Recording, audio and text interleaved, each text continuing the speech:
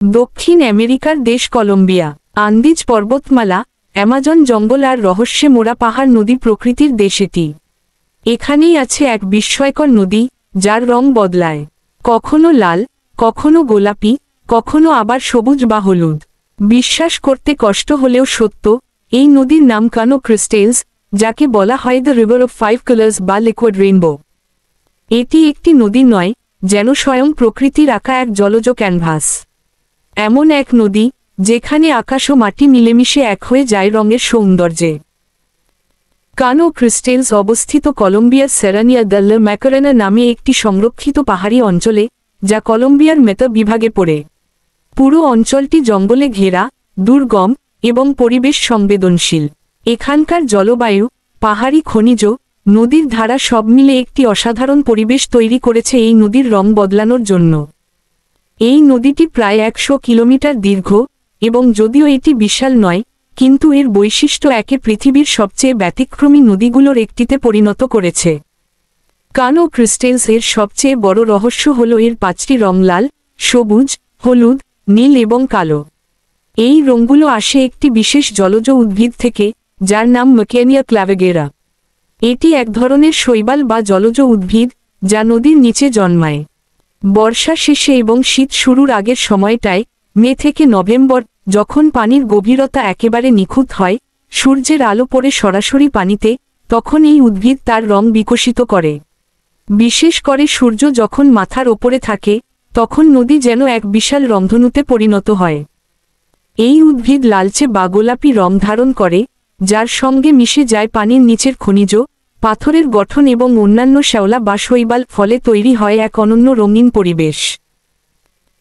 এই নদীতে নেই কোনো মাছ, বড় জলজ প্রাণী বা গভীর প্রবাহ, কারণ নদীর তলদেশ অনেক বেশি পাথুরে, খাদযুক্ত এবং অসম। এতে গর্ত, ছোট ছোট জলপ্রপাত, ফাটল আর স্রোতের টান অনেক বেশি। নদীর পানি এতটাই স্বচ্ছ যে আপনি সহজেই পাথর, শৈবাল আর রঙের প্রতিফলন স্পষ্ট দেখতে পারবেন।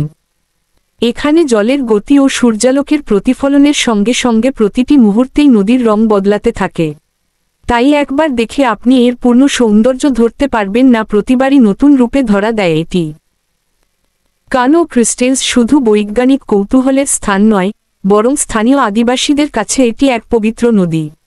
তারা বিশ্বাস করেন এই নদীতে ঈশ্বরের আশীর্বাদ আছে। কেউ কেউ বলেন, এই নদী আকাশ ও মাটির মাঝে এক সংযোগস্থল। কেউ বলেন, এখানে রঙের আত্মা বসবাস করে।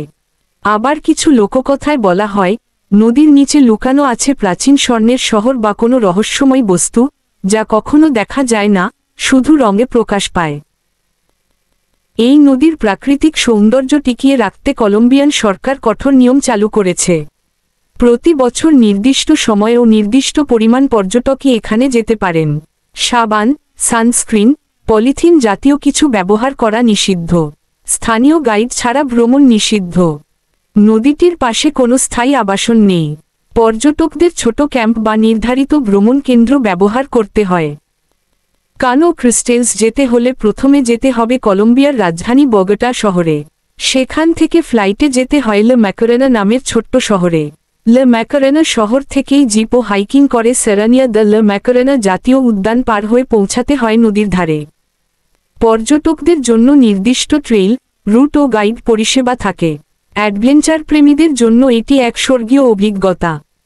কানো ক্রিস্টেলস শুধুমাত্র একটি পর্যটন স্পট নয়, এটি আন্তর্জাতিকভাবে স্বীকৃত একটি প্রাকৃতিক বিস্ময়। ন্যাশনাল জিওগ্রাফিক, বিবিসি আর্থ, ডিসকভারি চ্যানেল সহ বহু আন্তর্জাতিক চ্যানেল এই নদী নিয়ে ডকুমেন্টারি তৈরি করেছে। এটি আজ বিশ্বের অনেক প্রকৃতি প্রেমী ও পরিবেশ গবেষকের কাছে এক মাস্ট ভিজিট স্থান।